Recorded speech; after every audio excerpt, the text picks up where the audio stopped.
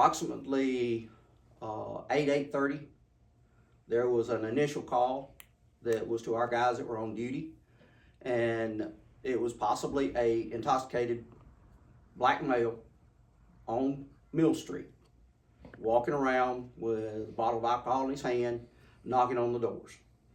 Our guys tried to make contact with him.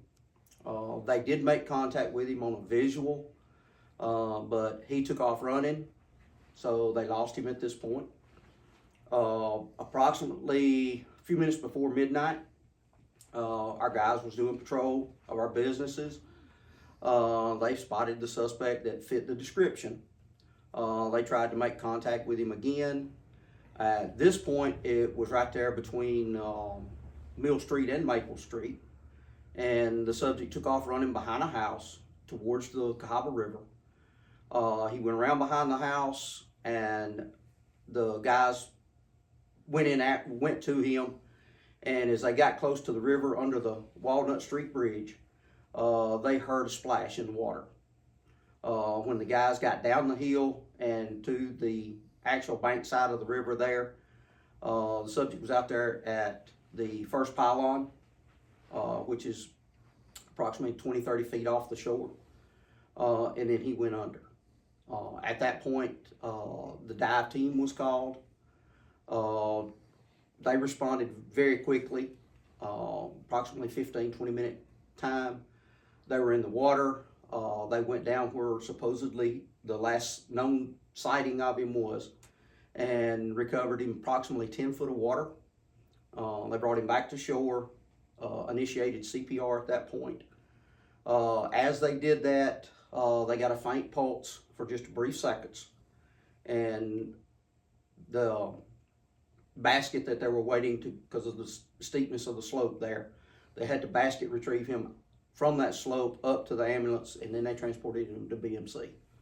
BMC, he was there being treated, and they made the announcement at 1:22 that morning that the subject was deceased.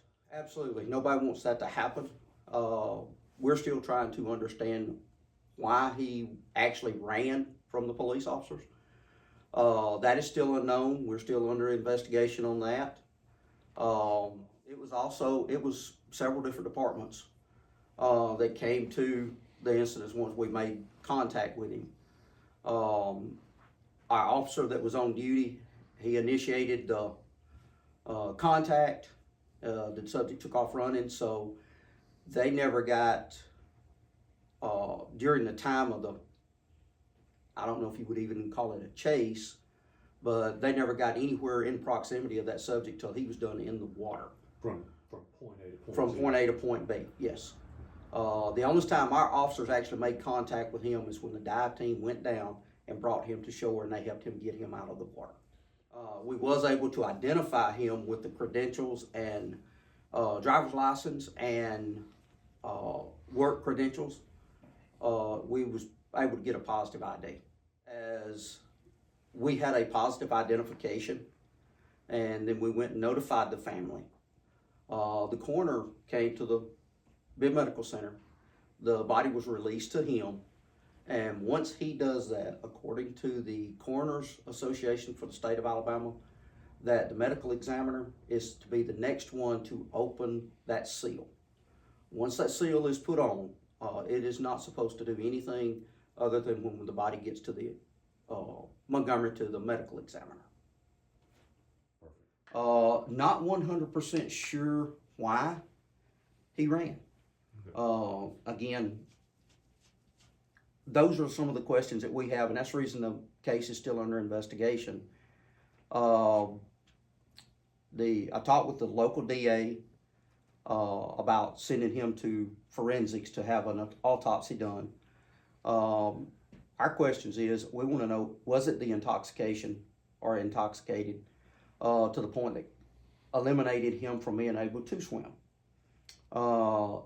Was there anything else in his system that could have caused him, when he got in the river, the cold water? Could it have caused anything? So those are comments that I can't make right now. until the medical examiner gets his report back to me and calls the determination of death. Nobody ever made any kind of physical contact with him until he was actually retrieved from the water. That was the first time that any physical contact with this subject.